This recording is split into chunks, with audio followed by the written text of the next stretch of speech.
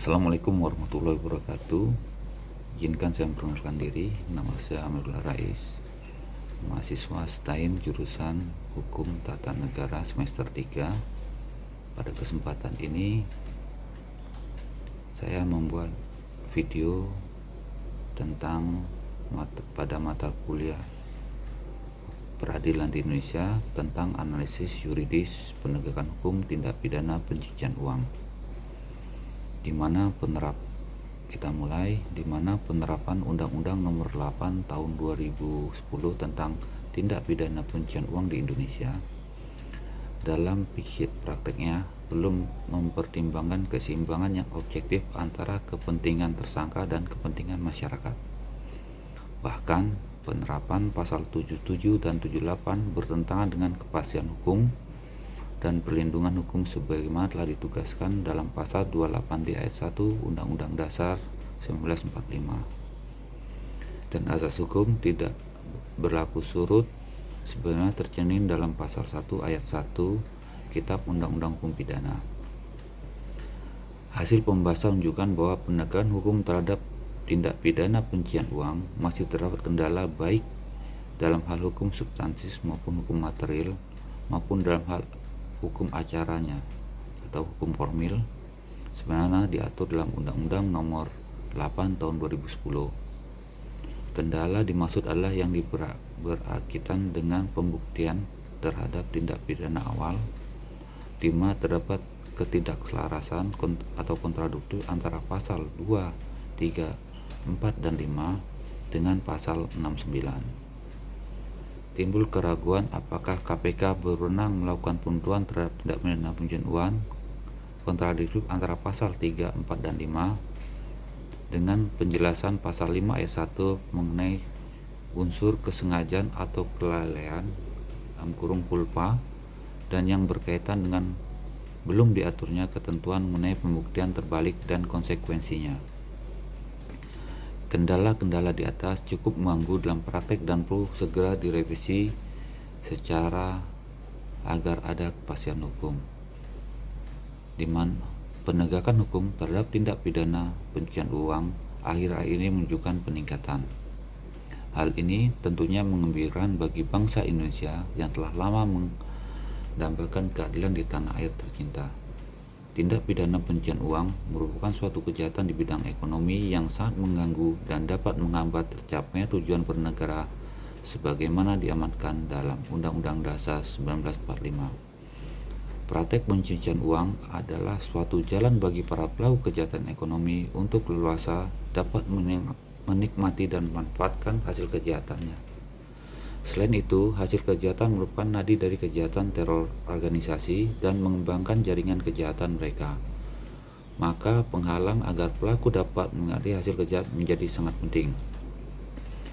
Dari berbagai kasus kejahatan ekonomi, khususnya korupsi sebagai suatu tindak pidana asal yang telah diputus oleh pengadilan terbukti telah melakukan tindak pencucian uang dan menjatuhkan pidana penjara serta denda dan merampas terhadap harta benda yang diperoleh dari kejahatannya.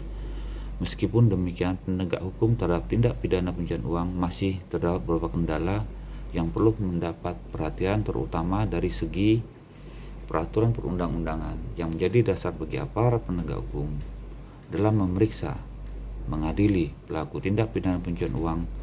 Di samping itu, kendala lain yang berasal dari profesional aparat penegak hukum dan budaya masyarakat. Kendala atau tidak jelas dalam perundangan undang-undang ini tidak hanya dalam undang substansi, tapi juga dalam hukum prosedural atau acara.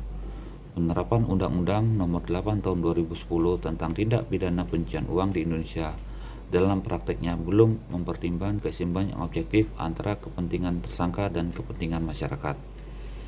Bahkan penerapan pasal 77 dan 78 bertentangan dengan kepastian hukum dan perlindungan hukum sebagaimana telah ditegaskan dalam pasal 28D ayat 1 Undang-Undang Dasar 1945 dan azas hukum tidak berlaku surut sebagaimana yang tercantum di pasal 1 ayat 1 Kitab Undang-Undang Hukum Pidana.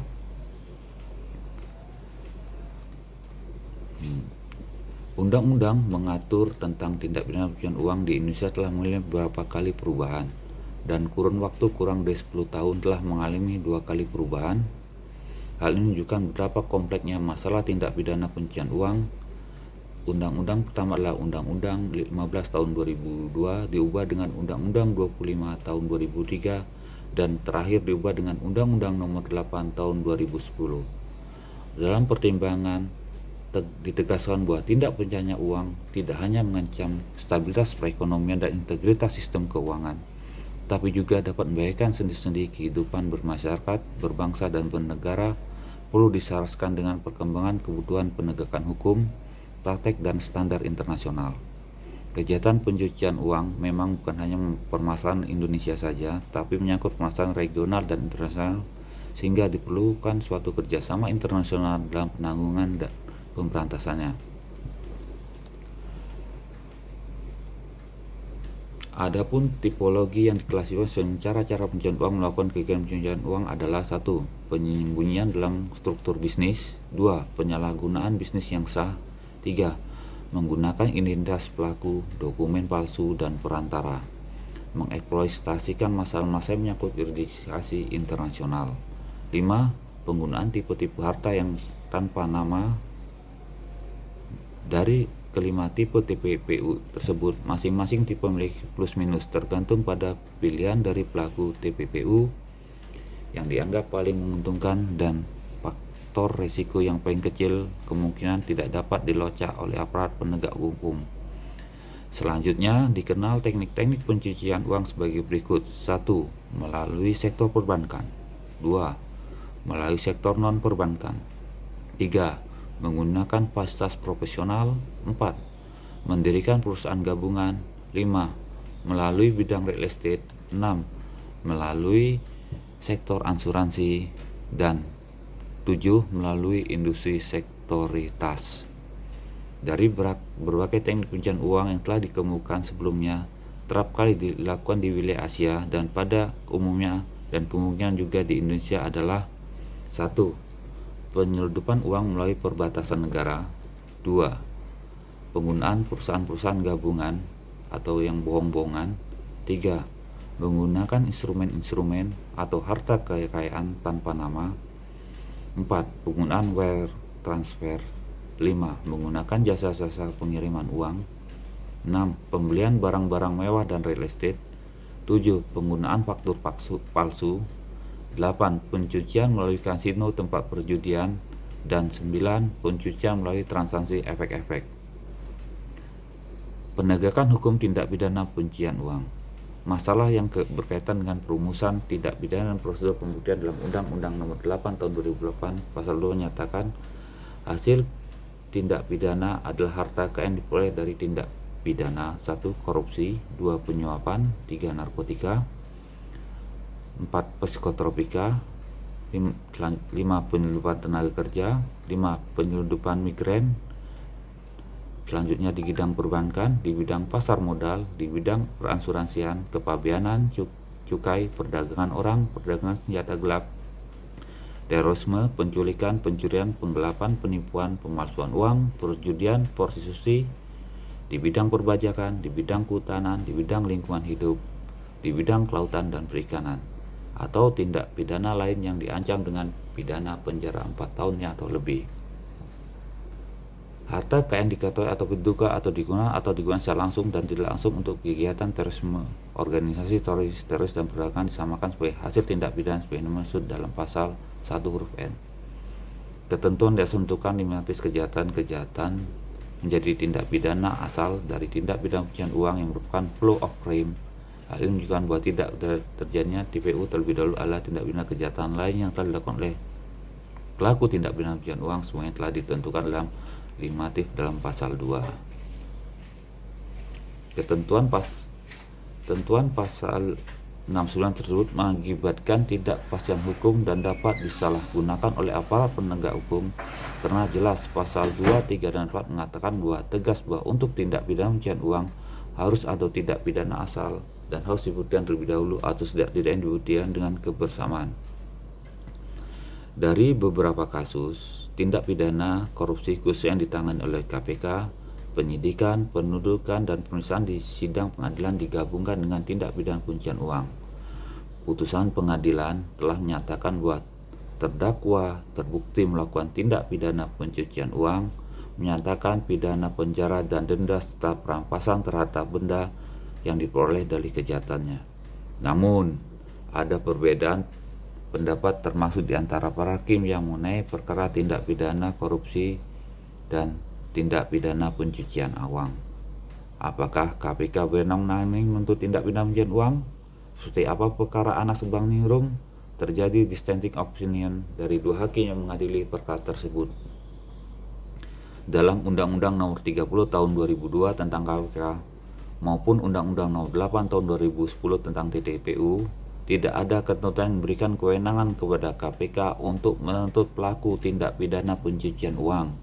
Hal ini menimbulkan ketidakpastian hukum, di mana pasal 74 Undang-Undang Nomor 8 Tahun 2010 menyatakan penyidikan tindak pidana pencucian uang dilakukan oleh penyidik tindak pidana asal sesuai dengan ketentuan hukum acara dan ketentuan peraturan perundang-undangan kecuali ditentukan lain oleh undang-undang ini. Selanjutnya pasal 75 menyatakan dalam hal penyidik menemukan bukti permulaan yang cukup terjadinya tindak pidana pencucian uang dan tindak pidana asal, penyidik menggabungkan penyelidikan tindak pidana asal yang menyidikan tindak pidana pencucian uang dan beritahuan kepada PPATK. Berdasarkan ketentuan di atas, maka penyidikan tindak pidana pencucian uang dan tindak pidana asal dapat dilakukan KPK secara bersamaan. Namun terpaksa jaksa KPK tidak berwenang menuntut tindak pidana pencucian uang. Hal ini berarti KPK harus menyerahkan kepada penuntut umum dan kejaksaan untuk menuntut pelaku tindak pidana pencucian uang. Selanjutnya, yang berkaitan dengan bentuk kesalahan dalam tindak pidana pencucian uang sebagaimana yang dirumuskan pasal 3 dan 4, pasal 5 Undang-Undang Nomor 8 Tahun 2010, khususnya kata-kata harta kekayaan diketahui atau patut diduga merupakan hasil tindak pidana, maka dapat dipastikan segala kesengajaan sebagai untuk kelapan konsekuensinya logisnya. Pasal tersebut tidak hanya mencaratkan kesengajaan tapi juga kealpaan yang dialternatifkan dengan kesengajaan. Dan konteks teori penyebutan kulpa yaitu kulpa yang sungguhnya dan kulpa yang tidak sesungguhnya. Kulpa sungguhnya berarti akibat yang dilarang dan timbul karena kealpaan, sedang kulpa tidak sungguhnya berarti melakukan suatu perbuatan kesengajaan umum namun salah satunya dikulpakan. Terakhir, yang berkaitan dengan pembuktian terbalik sebenarnya diatur dalam pasal 77 dan pasal 78. Pasal 77 menyebutkan untuk kepentingan pemeriksaan di sidang pengadilan, terdakwa wajib membuktikan bahwa harta kekayaan merupakan hasil tindak pidana. Kedua pasal tersebut tidak mengatur mengenai prosedur perencanaan beracaranya atau setidaknya mengatur konsekuensi dari pembuktian terbalik tersebut. Seharusnya hal diatur secara tegas bagaimana jika terdakwa dapat membuktikan bahwa hasil kekayaan yang dimilikinya bukan berasal dari hasil kejahatan. Sebaliknya bagi juga terdakwa tidak dapat membuktikan harta kekayaan yang dimilikinya bukan berasal dari hasil kejahatan. Penutup, maka dari uraian di atas dapat simpulkan bahwa penegakan hukum tindak pidana pencucian uang masih terdapat kendala baik hal hukum substansif, hukum material, maupun dalam hukum acaranya atau hukum formil sebagaimana diatur dalam Undang-Undang Nomor 8 Tahun 2010. Kendala dimaksud adalah yang berkaitan dengan pembuktian terhadap tindak pidana awal, predicate offense, di mana terdapat keselarasan kontraduktif antara pasal 2, 3, 4, dan 5 dengan pasal 6, 9. Timbul keraguan apakah KPK berwenang melakukan penuntutan terhadap tindak pidana pencucian uang. Kontradiktif antara pasal 3 dan 4 dan 5 dengan penjelasannya pasal 5 ayat 1 mengenai unsur kesengajaan atau kelalaian kulpa dan yang berkaitan dengan belum diaturnya ketentuan mengenai pembuktian terbaik dan konsekuensinya. Kendala-kendala di atas cukup mengganggu dalam praktek dan perlu direvisi agar ada kepastian hukum. Demikian yang dapat saya sampaikan tentang materi analisa yuridis penegakan hukum tindak pidana pencucian uang. Atas perhatiannya saya ucapkan terima kasih. Wabillahi taufik walhidayah. Assalamualaikum warahmatullahi wabarakatuh.